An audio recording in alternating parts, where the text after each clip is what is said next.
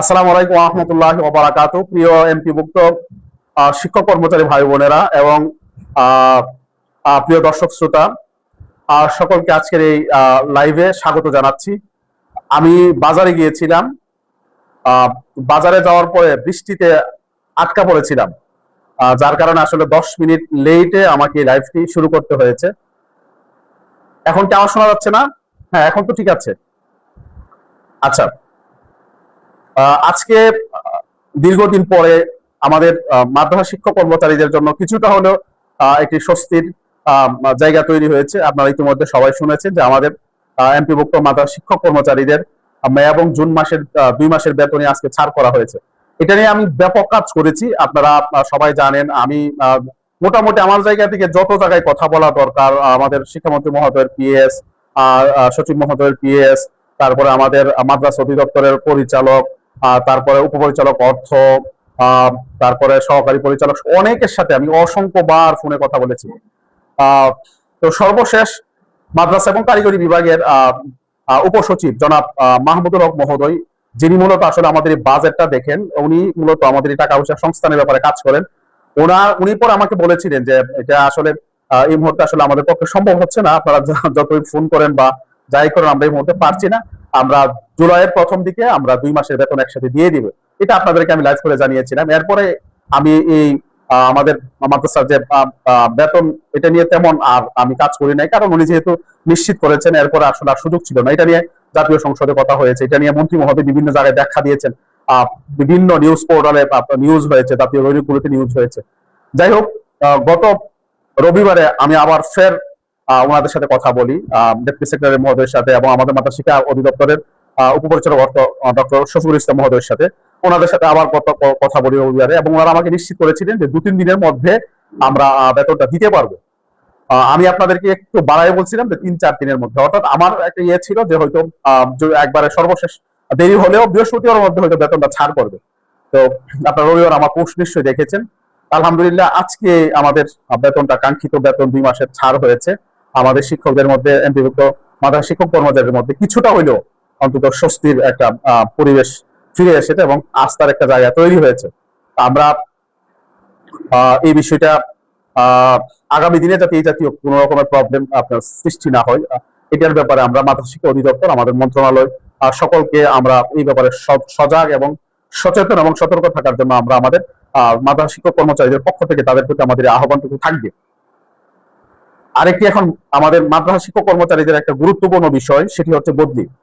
আমি আসলে বদলি নিয়ে যখন আপনার গ্রুপিং হয়ে গেল, এরপর থেকে আসলে বদলি নিয়ে আমি আসলে কথা বলি না। কিন্তু আমি মন্ত্রণালয়ে আমার যে প্রত্যাশা ছিল, আমি প্রথম থেকে বলছিলাম যে বদলিটা সবার জন্য হোক। এটা নিয়ে আপনার গ্রুপিং হয়ে গিয়েছে, এনটিআরসিএ সুপারিশপ্রাপ্ত, তারপর আপনার ইন্ডেক্সজারি যারা আছে, মানে একটা গ্রুপিং হয়ে গেল। এটা নিয়ে অনেকে আমাকে বিভিন্ন ভাবে আপনার বিভিন্ন রকম আপনার আপত্তিজনক মন্তব্য বিভিন্ন ভাবে তারা করেছে, পোস্ট দিয়েছে, আমার বিরুদ্ধে লেখালেখি করেছে।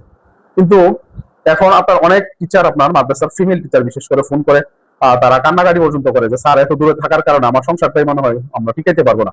আমি ওনাদেরকে বলি, দেখেন আপনারা আমার কাছে কান্না করেন, আসলে আমি তো আসলে কিছু করার আমার আসলে ক্ষমতা নাই। আমি জাস্ট ধরেন আপনাদের কথাগুলো বলতে পারি, ওনাদেরকে বলি, ওনারা অনেক ক্ষেত্রে শুনেন, অনেক ক্ষেত্রে শুনেন না। আমি আমার জায়গা থেকে ওনাদেরকে জানাইতে পারি।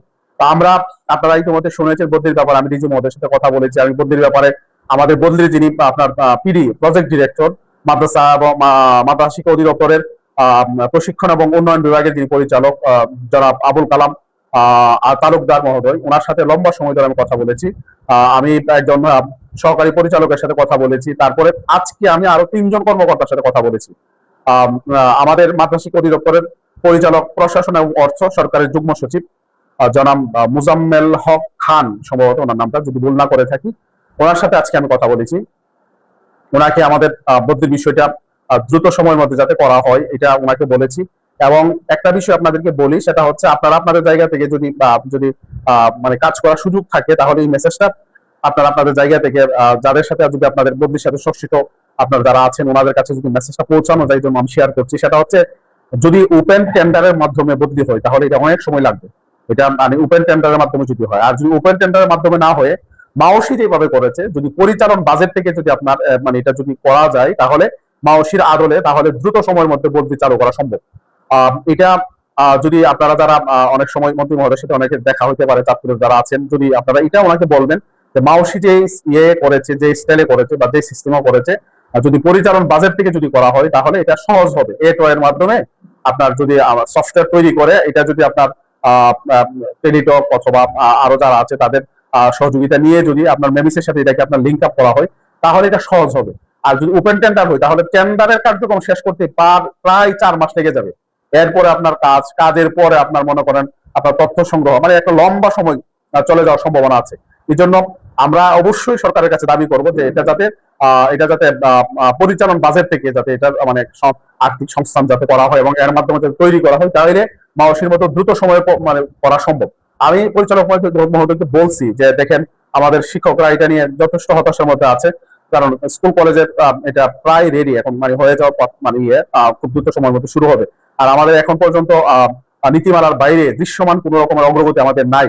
আর সুতরাং এটা নিয়ে কিন্তু শিক্ষকদের মধ্যে একটা হতাশা কাজ করছে। আমি এটাও ওনাকে বলছি যে 2 মাস আপনারা বেতন দিতে পারেন নাই, এটা নিয়ে কিন্তু একটা অস্থিরতা তৈরি হয়েছে, অসন্তোষ তৈরি হয়েছে। আবার বদলি নিয়ে যদি আবার এরকম টালবাহানা যদি হয় তাহলে এটা কিন্তু গ্রাসরুট লেভেলে এটা ছড়িয়ে পড়বে, যেটা আসলে এটা কাঙ্ক্ষিত আপনাদের জন্য না, আমাদের জন্য কাঙ্ক্ষিত না। তো এটা ওনাকে বলছি আমি। উনি আমাকে বলছেন যে আমরা আমাদের জায়গা থেকে আমরা সর্বোচ্চ চেষ্টা করতেছি যাতে দ্রুত সময়ের মধ্যে গতিটা চালু করা যায়। আমি আজকে শুনতে পেয়েছি, আমি ডিজি মহোদয়ের পিএর সাথে কথা বলেছি, ওনাকে বলছি যে আমি তো ডিজি স্যারের সাথে কথা বলছি, আপনি ওনাকে বলবেন যে এটা নিয়ে কিন্তু একটা অসন্তোষ অলরেডি ছড়িয়ে পড়ছে। এটার ব্যাপারে যাতে সর্বোচ্চ প্রায়োরিটি দিয়ে এটার ব্যাপারে যাতে ডিজি স্যার যাতে কাজ করেন, যেহেতু আপনি সারাদিন স্যারের সাথে থাকেন, আপনি এটা করবেন। নাইলে কিন্তু আমরা মানে অধিদপ্তরের সামনে কিন্তু আমাদের অবস্থান নেওয়ার ছাড়া আর কোনো উপায় থাকবে না। আমরা চাই না এখানে অধিদপ্তরের সামনে এসে একটা সিন ক্রিয়েট হোক, এটা আমরা চাই না। কিন্তু যদি আপনারা আলটিমেটলি কাজ না করেন তাহলে হয়তো আমাদেরকে এই দিকে হয়তো এই পথে হাঁটতে হবে। আমি মন্ত্রণালয়ের একজন আমাদের মাদ্রাসা কারিগরি বিভাগের একজন ডেপুটি সেক্রেটারির সাথে কথা বলেছি, উনি নাম প্রকাশ না করার জন্য অনুরোধ করেছেন।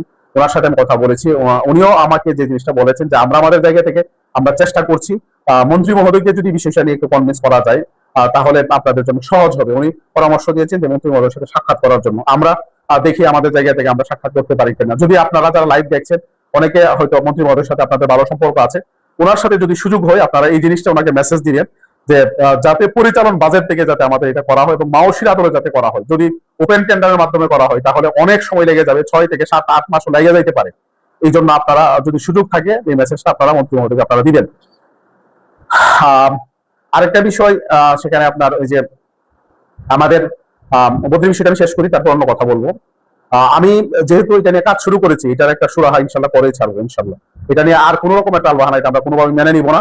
যদি অধিদপ্তর এই ব্যাপারে যদি ওনাদের কোনো ল্যাগনেসি দেখা যায় এবং 15 দিনের মধ্যে যদি দৃশ্যমান কোনো অগ্রগতি না দেখি তাহলে কিন্তু আমরা আলটিমেটলি আমরা মাদ্রাসা অধিদপ্তরের সামনে কিন্তু আমরা অবস্থান নিব। এটা মোটামুটি প্রায় নিশ্চিতই বলা যায়। এটা ওনাদেরকে অলরেডি জানাই দেওয়া হয়েছে।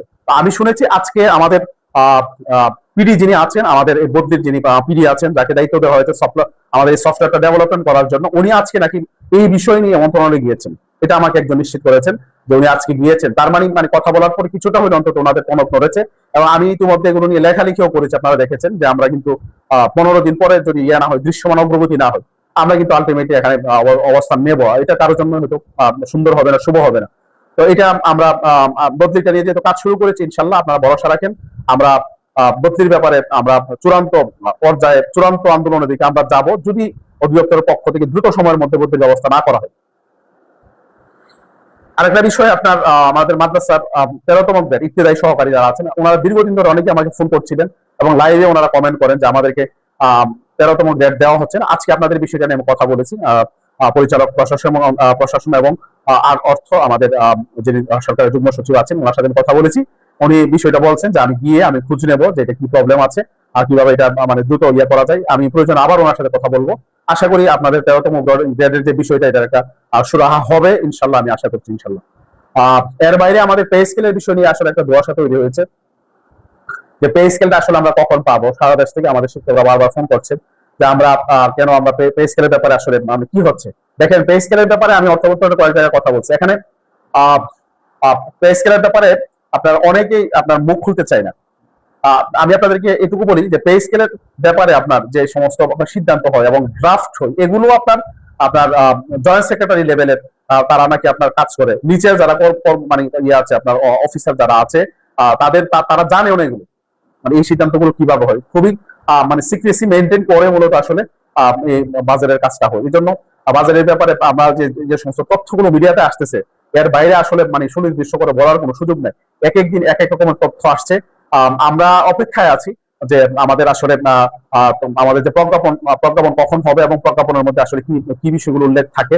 আর আপনারা জানেন 24 তারিখে ঢাকায় যে আমাদের যে প্রোগ্রাম ছিল মন্ত্রী মহোদয়ের সাথে, ওখানে কিন্তু মন্ত্রী মহোদয় নিজেই ওনার জায়গা থেকে এটা ক্লিয়ার করেছেন যে এমপিভুক্ত শিক্ষক কর্মচারীরা জাতীয় পে স্কেল অন্তর্ভুক্ত হবেন এবং ওনারা জাতীয় নবম পে স্কেল ওনারা পাবেন। তবে উনি এটুকু বলেছেন যে যেহেতু সরকারিদেরটা আগে হয়, এরপরে আমাদের এমপিভুক্ত শিক্ষকরা হবে। তো আমরা ইতিমধ্যে এই ব্যাপারে যখন পে কমিশনের সাথে আমরা মিটিং করে আমরা করেছি, আমরা তখন ওনাদেরকে বলেছিলাম যে আমাদের এটা যাতে একসাথে যাতে হয়, যেহেতু একই প্রজ্ঞাপনে হবে না, আমাদের জন্য আলাদা একটা প্রজ্ঞাপন হবে। তো আমরা একই কাছাকাছি সময়ে যাতে আমাদের প্রজ্ঞাপনটা হয়, এই বিষয়টা নিয়ে আমরা কথা বলেছি।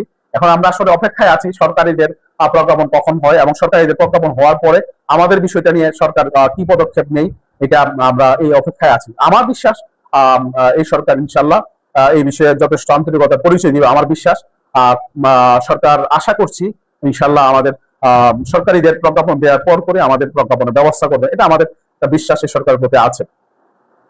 আরো কিছু বিষয় নিয়ে একটু কথা বলতে চাই, সেগুলো হচ্ছে আমাদের যে 7.5% যে বাড়ি ভাড়ার বিষয়টা, আপনারা অনেকেই বলছেন যে স্যার আজকে দেখলাম যে জুনে কেন আমাদের এর সাথে এটা যুক্ত হলো না। তো জুনের সাথে এটা যুক্ত হয় নাকি? আপনি তো জুলাইয়ের বেতনের সাথে এটা যুক্ত হবে, এটা তো আপনারা হয়তো না জেনে হয়তো অনেকে বলছেন। আর জুলাইয়ের সাথে হবে এবং মন্ত্রণালয় এবং আমাদের যে অধিদপ্তর গুলো, তারা তো আপনারা শুনেছেন, তারা বারবার আশ্বস্ত করেছেন যেটা সেটেলড বিষয়, সুতরাং এটা নিয়ে আপনার টেনশনের কিছু নাই। এরপরও যদি সমস্যা হয় তাহলে আমরা তো অতন্ত্র প্রহরী হয়ে এমপিভুক্ত শিক্ষা জাতীয়করণ করতে সুযোগ মাদ্রাসা শিক্ষক কর্মচারী ফোরাম আপনাদের পাশে আছে এবং থাকবে ইনশাল্লাহ। যখন যা প্রয়োজন হবে আমরা সেই আলোকে আমরা ইনশাল্লাহ আমরা ব্যবস্থা এইভাবে নিব। তো আমরা আশা করছি হয়তো আমাদের 7.5% সুন্দরভাবে একটা শুরু হবে, আমরা সেই প্রত্যাশায় এখনো আছি ইনশাল্লাহ। এর বাইরে আপনার আমাদের মাদ্রাসা ইএফটির যে বিষয়টি আছে, ইএফটিটা আপনারা শুনেছেন, একটা কিটা পাস হয়েছে এবং এটা নিয়েও কাজ চলছে। ইএফটি এটা নিয়েও কাজ চলছে, এগুলো হবে ইনশাল্লাহ। ওনারা এখন কাজ করতেছেন, তো সব মিলিয়ে হয়তো আমাদেরকে অপেক্ষা করতে হবে। আমরা এখন আপাতত প্রায়োরিটি বেসিসে আপনার প্রতিটা নিয়ে আমি কাজ করতে চাই। আর আরেকটা বিষয় অত্যন্ত দুঃখজনক, সেটি হচ্ছে গতকালকে আপনার প্রাথমিক এবং প্রাথমিক শিক্ষা অধিদপ্তর থেকে একটি চিঠি ইস্যু করেছে, যেখানে প্রত্যেক বিভাগের প্রাথমিক বিদ্যালয়ের ক্লাস 1 এর শিক্ষার্থীদের তথ্য চাওয়া হয়েছে তাদেরকে পোশাক দেওয়ার জন্য।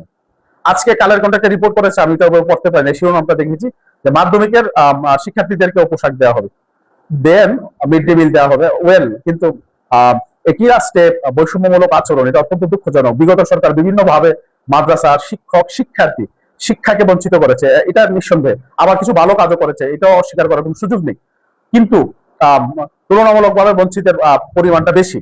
এখন আপনারাও যদি সেভাবে বঞ্চিত করেন, তাইলে আমরা যাবো কার কাছে? উপবৃত্তি, মিড ডে মিল আমাদের মাদ্রাসার শিক্ষার্থীদেরকে দেওয়া হয় না। আজকে পোশাক দেওয়ার আয়োজন চলছে, এটা নিয়ে এখন শুধু আপনার স্কুলের শিক্ষার্থীদেরকে আপনারা দিবেন, মাদ্রাসার শিক্ষার্থীদের কি অন্যায় করেছে? তাহলে কি মানে মাদ্রাসার শিক্ষা, মাদ্রাসায় পড়াশোনা করা কি এটা কি অন্যায় কিনা আমি আসলে জানি না। আমরা এই সরকারের কাছ থেকে অন্তত এই বৈষম্যমূলক আচরণ আমরা প্রত্যাশা করি না।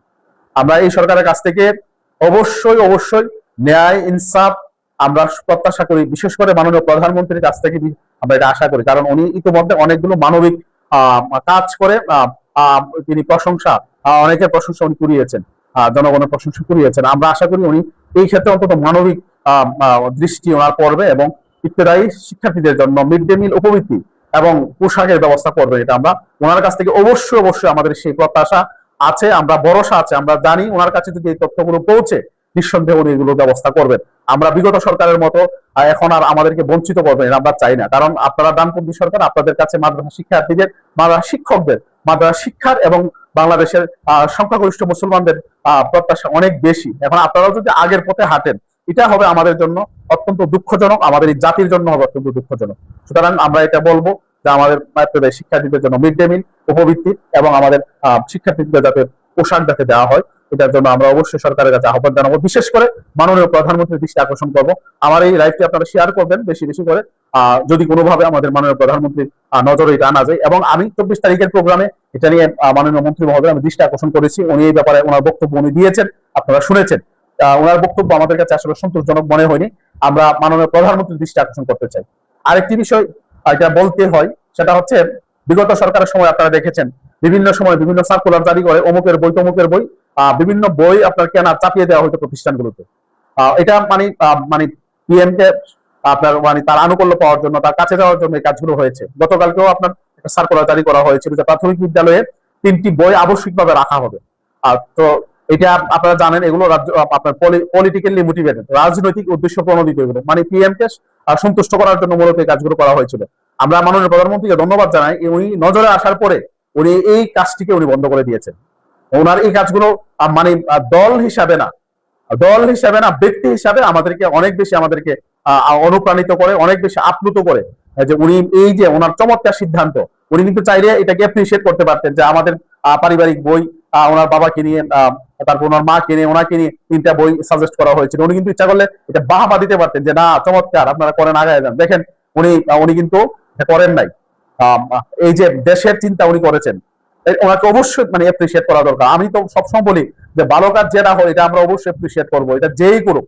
এবং যদি অযৌক্তিক কাজ হয় আমরা যৌক্তিক এটার আমরা সমালোচনা করবো, আমরা করছি, আমরা সমালোচনা করছি। এবং এই কাজটা ভালো উনি করেছেন, এটা চমৎকার একটি সিদ্ধান্ত উনি নিয়েছেন, এটা এই জন্য ওনাকে আমরা অ্যাপ্রিসিয়েট করি। আরেকটা বিষয়, 600 স্কুল আপনার সরকার নির্মাণ করার জন্য ইতিমধ্যে সিদ্ধান্ত নিয়েছেন এবং এটার জন্য বাজেট রাখা হয়েছে 68,000 কোটি টাকা।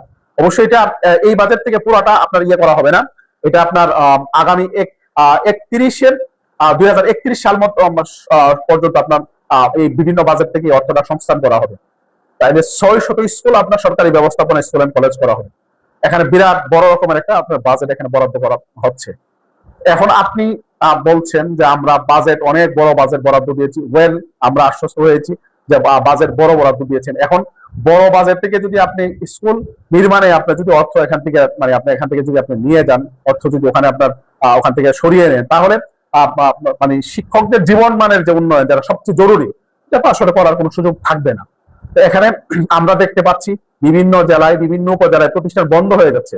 ওখানে আপনার শিক্ষার্থী নাই, কাম্য শিক্ষার্থী নাই, পরীক্ষার্থী নাই, যার কারণে তাদের একাডেমিক স্বীকৃতি বাতিলের জন্য ইতিমধ্যে আপনার পদক্ষেপ নেওয়া হচ্ছে।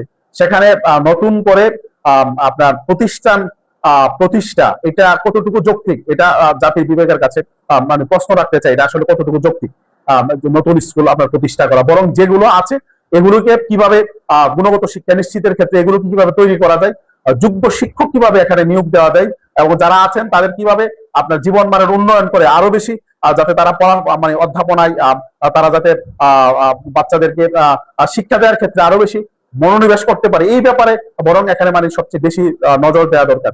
প্রশিক্ষণের নামে মোটা অঙ্কের বাজেট রাখা হয়েছে, আপনারা দেখেছেন, আপনারাও জানেন প্রশিক্ষণে কি হয়, আমিও জানি, যারা প্রশিক্ষণের ব্যবস্থা করেন তারাও জানেন। এখানে প্রশিক্ষণের নামে প্রশিক্ষণ হোক, আমাদের কোনো আপত্তি নাই, কিন্তু এত মোটা অঙ্কের বাজেট দিয়ে প্রশিক্ষণ, এটা আসলে আমি জানি না আসলে এটা কতটুকু আপনার মানে মানে কতটুকু যৌক্তিক। এখানে প্রশিক্ষণ আমরা তো এমপিভুক্ত শিক্ষকরা আমরা বলেছি আমাদের আর্থিক যে প্রবলেম গুলো আছে এগুলো আপনারা সলভ করেন, আমরা যাতে অন্তত ডাল ভাত খেয়ে বাঁচতে পারি, আমাদের জন্য সম্মানজনক জীবিকার ব্যবস্থা করেন। প্রয়োজনে আমরা প্রশিক্ষণ, আমরা টাকা পয়সা ছাড়া নিব, আমাদের কোনো প্রশিক্ষণ সম্মানই দিতে হবে না, আমরা প্রশিক্ষণ এমনি নিজ খরচে গিয়ে আমরা প্রশিক্ষণ নিব। কিন্তু আমাদের কথা আসলে শুনছে না, তাহলে এখানে বোঝা যাচ্ছে এখানে আসলে ইন্টারেস্ট আছে, এখানে ইন্টারেস্ট আছে থাকার কারণে মূলত আসলে এখানে আপনার বিনিয়োগের যথেষ্ট আগ্রহী। তা আমরা সরকারের কাছে বলবো আপনারা বাজেটে যে বরাদ্দ দিয়েছেন এই বরাদ্দ থেকে শিক্ষকদের জীবন মান উন্নয়নের ক্ষেত্রে আপনাদের একটা বড় ভূমিকা আমরা এখানে দেখতে চাই। আমরা শিক্ষকদের জীবন মানের উন্নয়নের ক্ষেত্রে একটা বড় ভূমিকা দেখতে চাই। অবকাঠামো উন্নয়ন এগুলো মোটামুটি অনেকটা হয়েছে আমাদের সব প্রতিষ্ঠানগুলোতে, প্রায় সব প্রতিষ্ঠানে মোটামুটি যথেষ্ট হয়েছে, এরপরও লাগবে। কিন্তু মূল ফোকাস আমরা চাচ্ছি যে আমাদের জীবন মান উন্নয়নে, শিক্ষকদের জীবন মান উন্নয়নে যাতে মূল ফোকাসটা হয়, এটা আমরা সরকারের কাছে প্রত্যাশা করি। আরেকটা বিষয় অত্যন্ত দুঃখজনক, সেটি হচ্ছে 68,000 কোটি টাকায় আপনি 600 স্কুল প্রতিষ্ঠা করবেন, একটি মাদ্রাসা প্রতিষ্ঠার জন্য আপনার কোনো বরাদ্দ নেই। দেখেন মানে বৈষম্য মানে মানে কিরকম বৈষম্য আমরা নিমজ্জিত হচ্ছি, বিশেষ করে আমাদের মাদ্রাসা শিক্ষার প্রতি কিরকম আপনার বৈষম্যমূলক আচরণ হচ্ছে, এটা আপনারা একটু দেখেন। আপনারা যদি 600 স্কুল করেন, তাহলে অন্তত 100 মাদ্রাসা তো করা দরকার ছিল, যে আমরা 100 মডেল মাদ্রাসা আমরা সারা বাংলাদেশে করবো। একটিও আপনারা করলেন না। তাহলে আগের সরকার যেভাবে মাদ্রাসাকে বঞ্চিত করেছে, আপনারা তো সেই পথেই হাঁটছেন। আমরা এটার তীব্র নিন্দা জানাই। এবং যদি সরকার 600 স্কুল প্রতিষ্ঠা করে আনুপাতিক হারে কমপক্ষে 100 স্কুল, 100 মাদ্রাসা যাতে করা হয়, এটার জন্য সরকারের কাছে আমরা দাবি জানাতে চাই। বিক্ষিপ্তভাবে জাতীয়করণ হচ্ছে। মন্ত্রী মহোদয় ওই দিন 24 তারিখ খুব সুন্দর করে বলছেন যে আপনারা তো প্রায় কাছাকাছি জাতীয়করণের, আর অল্প ধাক্কা দিলে হয়ে যাবে। এটা যদি আন্তরিকভাবে বলে থাকেন ভালো, আর যদি বলার জন্য বলে থাকেন তাহলে আমরা আসলে দুঃখিত। কারণ আমরা দেখছি এখনো বিক্ষিপ্তভাবে জাতীয়করণ করা হচ্ছে। আমরা বলছি যে আপনারা আমাদের যে মাদ্রাসাগুলোতে, স্কুলগুলো, কলেজগুলোতে যে আয় আছে, এই আয়গুলো আপনারা সরকারি কোষাগারে নিয়ে যান, নিয়ে গিয়ে আপনারা একসাথে জাতীয়করণ ঘোষণা দেন। প্রয়োজনে আপনারা A category, B category, C category, যাদের রেজাল্ট ভালো, অবকাঠামো ভালো, তাদেরকে পুরাতন প্রতিষ্ঠান এ, তারপরে বি, সি, এভাবে আপনারা ক্যাটাগরি করেন। ক্যাটাগরি করে প্রয়োজনে আপনার একটা পরিকল্পনা নিয়ে অন্তত আপনারা 3 বছর 4 বছরের সবগুলো শিক্ষা প্রতিষ্ঠান আপনারা জাতীয়করণ করে নেন। বিগত সরকার তো আপনার তারা এটা তো ইতিহাস, এটা তো অস্বীকার করার সুযোগ নাই। প্রায় 26,000 প্রাথমিক বিদ্যালয় তারা আপনার জাতীয়করণ করেছে, এবং 26,000 প্রাথমিক বিদ্যালয়ের 1 লক্ষাধিক শিক্ষকের তারা চাকরি জাতীয়করণ করেছে। এটা তো ইতিহাস, এটা পরিবর্তন করার সুযোগ নাই। আমাদের বর্তমান মাননীয় প্রধানমন্ত্রী মা দেশনেত্রী বেগম খালেদা জিয়া, বারবারের প্রধানমন্ত্রী, উনি পরিষ্কার ভাষায় উনি ঘোষণা দিয়েছিলেন, এগুলো ভিডিও সবার কাছে আছে। উনি বলেছিলেন যে আমরা ক্ষমতায় গেলে আমরা এমপিভুক্ত শিক্ষা জাতীয়করণ করব। আমরা এটা ওনার যে প্রতিশ্রুতি ছিল, ওনার যে স্বপ্ন ছিল, এটা বাস্তবায়ন আমরা দেখতে চাই। আমরা যখন পরিবার আন্দোলন করি, আমরা বিএনপির মহাসচিব মির্জা ফখরুল ইসলাম আলমগীর স্যারের সাথে কিন্তু আমরা সাক্ষাৎ করেছি, আপনারা দেখেছেন। উনি ওখানে বলেছিলেন যে আমরা ক্ষমতায় গেলে এমপিভুক্ত শিক্ষা জাতীয়করণ করব। এবং শহীদুদ্দিন চৌধুরী এনি ভাই আমাদের সমাবেশে গিয়ে বক্তব্য দিয়েছেন, ওখানে বলেছিলেন যে এটা বিএনপির সিদ্ধান্ত যে আমরা এমপিভুক্ত শিক্ষা জাতীয়করণ করব। এগুলো তো আপনার ফুটেজ আছে, এগুলোর আপনার ভিডিও আছে, রেকর্ড আছে।